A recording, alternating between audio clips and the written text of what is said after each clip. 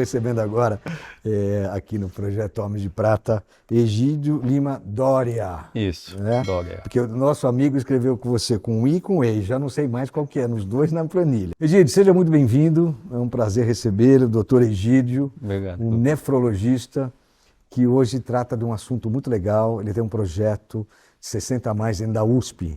Além disso, participa de uma empresa chamada Ativem e tem alguns projetos sociais que ele faz e fez, né? Inclusive transferiu para o governo do estado de São Paulo, projetos muito legais que vocês vão conhecer agora. Egídio, 58 anos. Isso. Seja muito bem-vindo aqui no Homens de Prata. Eu que agradeço. Apesar de a gente ter dado muita risada já antes, Egídio parece que é sério. Egídio, me conta um pouquinho, como é que é esse teu projeto hoje, principalmente o projeto com a USP. Me conta um pouquinho disso, que acho que a gente tem muita coisa para falar sobre esse tema. Bom, eu comecei na USP há mais de 20 anos como médico do Hospital Universitário. Tá. E há uns 8 anos eu comecei a coordenar o programa USP 60 mais, que é a Universidade Aberta à Terceira Idade da USP. É um programa Universidade para terceiros. para a terceira idade. Né, que nós preferimos o USP 60 mais porque tem pessoas que não se veem no terceira idade, mas a idade cronológica é um marco que não há como negar, então colocamos o USP 60 mais. O 60 foi assim escolhido por quê? Porque não Porque 50. é o marco cronológico da pessoa idosa aqui no Brasil. Ah, tá. Então, como é um programa pautado na pessoa idosa, nós temos como um dos critérios obrigatórios a pessoa ter 60 ou mais anos. Tá. E é um programa que existe há 28 anos. É um programa que é vinculado à Pró-Reitoria de Cultura e Extensão Universitária da USP. Né? É a maior universidade aberta à terceira idade da América Latina. Nós oferecemos cerca de 8.000 vagas por ano, distribuídas em mais de 1.000 atividades, todas gratuitas, sem necessidade de nenhum pré-requisito e pautadas na questão da intergeracionalidade. E nisso Qual que é a mais procurada? Habitualmente as mais procuradas são as questões de digitalização. Você tem um programa digital lá, Tem. bacana. Digitalização é muito procurada. Tem também todas as atividades culturais são muito procuradas. Atividades que pautam na questão do envelhecimento ativo e saudável, questões de saúde, literatura, história, línguas. Essas habitualmente são as mais procuradas. Mas profissões como engenharia, medicina já é uma coisa... No caso da engenharia é um nicho muito específico. Tá. Habitualmente são engenheiros que já saíram, estão querendo fazer uma reciclagem, aí eles voltam para fazer essa reciclagem nessa matéria específica. No caso da medicina, existem diversos cursos voltados, obviamente, para a saúde, mas de um aspecto geral. Então, esses são bem procurados. É porque são cursos longos, por isso que eu pergunto. Começar com 60 a mais, e será que tem emprego? Não, mas é diferente. A nossa universidade aberta, ela não tem um objetivo de profissionalizar. O indivíduo ele não faz o vestibular da FUVESP, ele não entra pelo vestibular da FUVESP. É simplesmente no contexto de uma aprendizagem continuada e de uma reciclagem. Tipo então ele faz uma técnico? Disciplina. Ele faz uma disciplina.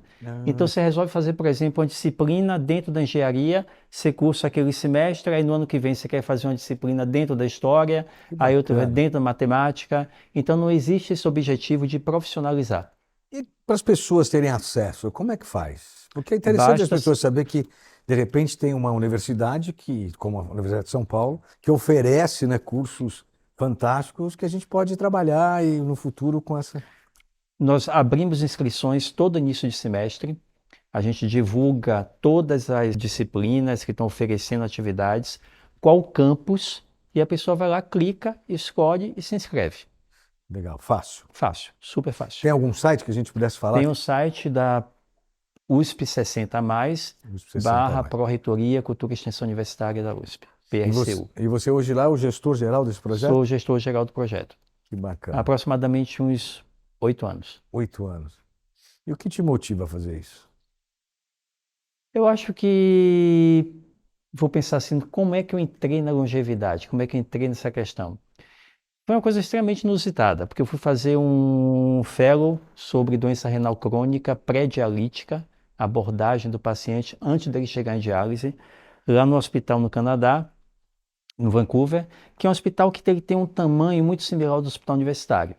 E nesse hospital estava tendo uma campanha de prevenção de quedas, que pegava todo o hospital. Prevenção de quedas? Prevenção de quedas. Isso, mais ou menos, que idade que vocês identificam? Isso, em relação à prevenção de quedas, pacientes mais velhos.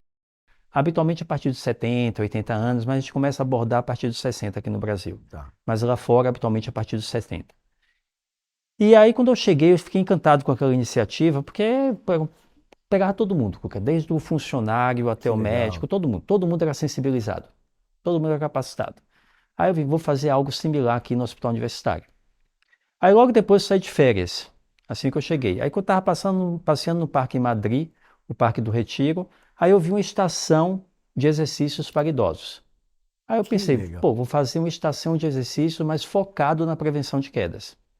Aí eu vim com esse objetivo aqui, quando eu voltei para São Paulo. Aí eu tentei pesquisar os exercícios que seriam mais importantes na prevenção de quedas, equilíbrio, fortalecimento de musculatura de membro inferior, propriocepção. Procurei alguns fisioterapeutas para me ajudar nessa determinação de quais aparelhos e montei essa praça, a maquete dessa praça, com um escritório de arquitetura. E aí fui atrás de patrocínio. Fui atrás de um banco, o banco não estava interessado, aí uma amiga minha, que é diretora do banco, me falou do irmão dela, que era assessor da Mônica Serra. Apresentei a ela pediu para apresentar para as pessoas idosas do parque, eu apresentei, eles compraram a ideia, e aí eles construíram a primeira praça de prevenção de quedas no Parque da Água Branca. Eu conheço. É muito E legal. é muito legal, porque tem o contexto da prevenção, da socialização, o material que se utiliza, o material de madeira reciclada, então é bem legal. E precisa de algum instrutor ou ele sozinho? Não, as praças são completamente, todos os exercícios Autoexplicativas. autoexplicativos, porque não colocam você em um risco de ter lesão, em risco de queda, nada. Obviamente, se a pessoa quiser levar seu próprio instrutor, ela pode levar, mas o fato de não ter instrutor não quer dizer que não possa praticar aquele exercício. Que bacana. E vocês também fazem um trabalho, isso aí já está implantado em algumas praças, junto com o governo, que você gentilmente cedeu, né, para o governo. Aham. Parabéns pela sua iniciativa. Obrigado. Muito legal, as pessoas hoje precisam fazer um pouco mais disso, sabe? Fazer e entregar, né, o conhecimento Obrigado. e uma forma de ser feliz, né? E Obrigado. para mais as pessoas mais velhas que estão precisando, Aham. não querem parar, querem continuar ativos. Então você continua hoje com o da USP, com esse projeto, e você também tem um outro projeto que é a Ativem. Me fala um Isso. pouquinho da Ativem. A Ativa é uma consultoria, né, pautada em empresas que queiram entender melhor o que é essa economia prateada, essa economia da longevidade. Tá. Porque hoje em dia tem muita gente querendo surfar nisso, né? Eu ouvi falar que a população está envelhecendo, que é uma economia que mobiliza 22 trilhões de dólares por ano, é o terceiro maior PIB, só perdendo dos Estados Unidos e China. Então isso aí enche os olhos, né? Mas na hora de você praticar alguma coisa em cima disso, Isso. você vê o quanto a gente É. precisa de estrutura e não é Precisa. fácil E captar. não é fácil captar, porque existe uma questão que é inerente anterior a tudo isso, que é o preconceito. Então, o cara, o empreendedor, ele É uma sabe. desculpa já, né? Vira até uma desculpa. Não, mas é algo que está tão inserido dentro da gente que nós mesmos temos preconceito contra o nosso próprio envelhecimento. Verdade. Então, para você desconstruir isso que você interioriza aos 3, 5 anos de idade é muito difícil. Você tem Na que ter verdade, uma o que você falou é autocrítica. verdade. Esses trilhões que está envolvido, quantas pessoas. Mas aí para ver o idoso ninguém vê. Entendeu? Independentemente de ser um fenômeno demográfico, o único que a gente não tem dúvida, a população mundial está envelhecendo. Hoje nós somos praticamente 760 milhões de 65 mais. Em 2050 esse número atingirá 1 bilhão e 600 milhões de pessoas. Mas as pessoas não conseguem perceber a importância dessa pessoa velha. Só no Brasil temos 55 milhões, né, de pessoas acima de 50 anos. Uma coisa. E as pessoas é como se fossem um mercado invisível. Você sabia que a ESA tem como foco fazer com que a tecnologia fique mais próxima de você, ela seja uma aliada sua no seu dia a dia, com segurança e tranquilidade? Vai tranquilo. ESA, go safe. Vai. Vai sem pressa. Ou com pressa mesmo. Mas vai. Vai seguro. Vai de boa. Vai curtir. Com a galera, com a família. Ou sozinho, por que não, né? Mas vai. Sempre vai. Foque no seu caminho, que a ESA garante sua segurança. ESA, go safe. E como é que você vê, seguindo na Seniortech, que os empreendedores devem se mobilizar ou enxergar esse movimento da tecnologia, a importância de ter as pessoas mais velhas engajadas? A tecnologia, primeiro, é fundamental, né? Hoje em dia não existe um mundo à parte da tecnologia. A gente fala que se você não está inserido digitalmente, você está fora do contexto social. A gente usa a tecnologia para tudo. Hoje aqui a gente está com tecnologia. E fora que ela, pelo fato dela ser escalável e com isso cair custo, ela faz com que ela possa ser aplicada de uma forma maior para um maior número de pessoas, né? Quando a gente pega na questão do envelhecimento per se, a tecnologia ela pode ser utilizada de uma forma boa ou de uma forma ruim. No momento que ela exclui e que ela fica restrita só a uma minoria, isso aí é errado. No momento que ela possa ser utilizada para um bem em que todos possam ter uma oportunidade ou ter uma possibilidade de envelhecer de uma forma mais saudável, aí sim ela tem um ganho Então, positivo. mas você atribui isso também a um preconceito de implantação dessa tecnologia ou não? Eu acho que existe um preconceito porque as pessoas acreditam que os mais velhos eles são incapazes de aprender. Mesmo que eles não sejam nativos digitais, que eles são capazes de incorporar aquele novo conceito tecnológico nas suas vidas. E quando você pega um produto que teoricamente é adaptado para essa pessoa mais velha, o que é que eles fazem? Simplesmente ele aumenta o número das letras ou aumenta o som. Como se o único problema da velhice fosse enxergar mal ou ouvir mal. Quando aumenta o som e quando aumenta as letras, né? Porque isso é um problema. Então, são produtos que você não pensa na usabilidade e na interface. Você tem alguma referência, pô, aqui se aplicou direito? Tem uma startup focada na questão da adaptação, da digitalização e dessa interface para diversos tipos de populações. E uma delas é a população 60, 70 a mais. Então, nós temos uma parceira, que é a Neuza Guerreiro de Carvalho, que ela está falando das experiências dela ao ultrapassar os 90 anos. Então, ela fala algo muito importante, que é a perda da percepção de contraste e a perda da profundidade. Então, quando você tem uma tela em que você usa uma gama de cores que faz com que aquele indivíduo que tem uma diminuição da capacidade de perceber esse contraste, ele não vai conseguir navegar naquela tela. É, um fato. Entendeu? Então, mas é muito pouco ainda, né? É muito pouco que se faz. Mas já é um começo. Né? Já é um começo, né? Mesmo quando a gente está falando aqui de idadismo, há 10 anos ninguém falava nisso. Você pensa 10, 15 anos, nós ganhamos esses 20 anos a mais agora, né? Não, nós já estamos ganhando há algum tempo. Então, né? Mas se consolidou agora. 10 anos para cá. Entendeu? Mas para você ter uma ideia, o preconceito pela idade foi descrito, obviamente que ele existe há séculos, Simone de Beauvoir já falava isso há muito tempo, mas foi descrito, definido em 69. De 69 para cá são o quê? 50 anos, 53 anos, 54 anos. Né? 54 anos. Né? É recente, né? É recente. Mas está tendo impacto, as pessoas estão começando a falar mais. Só que as pessoas precisam se mobilizar mais como grupo. Bom, me fala agora, a sua campanha Sou Mais 60, como é que você criou e qual o impacto que você espera com ela? Ela foi criada logo antes da pandemia, ela começou com o nome Orgulho Prateado. Né? Então, recente, 2021? 2020? Mas o Orgulho Prateado começou em 2018. Tá. Aí em 2020 nós recebemos a campanha da Artplan, e aí mudamos o nome para pegar os 60, o mais dos 60, para mostrar o que esses indivíduos têm a mais do que a sua idade.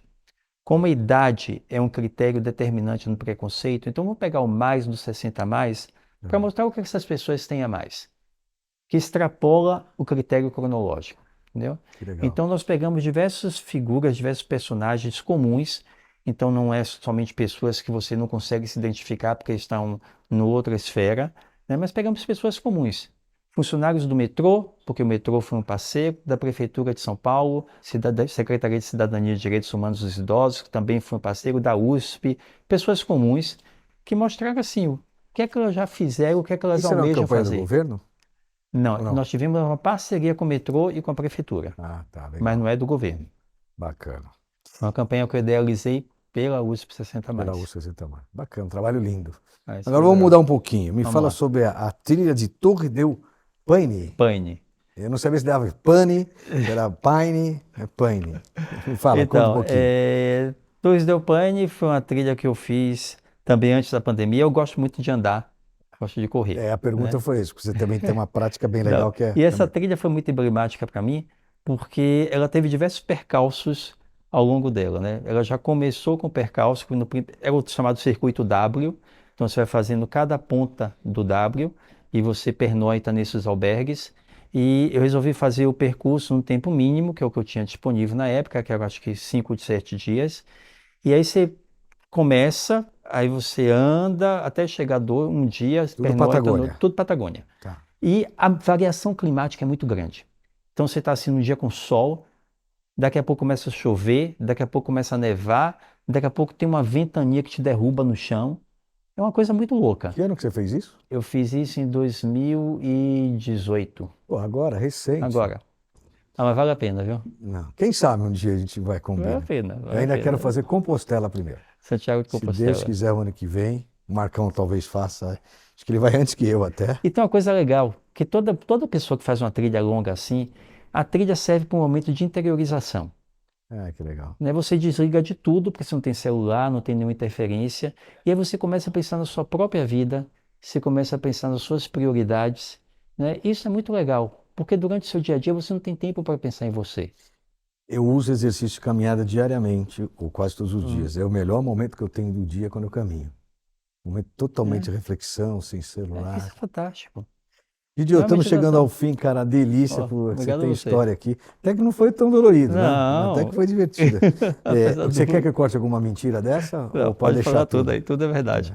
Gente, não é fake, não. Egídio, um cara fantástico, histórias fantásticas, um dedicado, um cara que tem um carinho pela longevidade que vale a pena escutar. Não só o que ele vai falar aqui, mas em todos os lugares que ele estiver. Tá? Egídio, passa uma mensagem aqui para os homens e mulheres de prata. A mensagem que eu teria é assim, não tenham medo de envelhecer, né? A Simone de Beauvoir falava que quem não consegue se reconhecer naquele velho, não consegue reconhecer a beleza que ele está vivo e que é envelhecer, né? Então eu acredito que a gente tem que reconhecer toda a nossa complexidade. A nossa vida é isso. Se a gente nega o nosso passado, a nossa idade, nós estamos negando toda a nossa vida. Tudo que a gente construiu e que a gente vai construir ainda. Legal. Egídio, muito obrigado, Eu cara. que agradeço. Antes de terminar, eu queria te dar uma lembrança da Água Prata. Obrigado. Aí você Obrigado, vai Tocar. tomando na sua caminhada, na Patagônia, no gelo, você toma. Tá? Muito obrigado de Obrigado. coração mesmo. Obrigado. Pessoal, é isso aí. Espero que vocês tenham gostado dessa delícia entrevista com o Dr. Egídio. Não se esqueçam de se inscrever no nosso canal, compartilhar, pôr sininho, tudo que puder para ajudar, trazer pessoas bacanas como Egídio e todos aqueles que têm passado aqui. Um agradecimento especial à Brands Live Marketing, a nossa querida Água Prata, a Minsight e a ESA. Forte abraço a todos. Almas de Prata, uma geração de valor.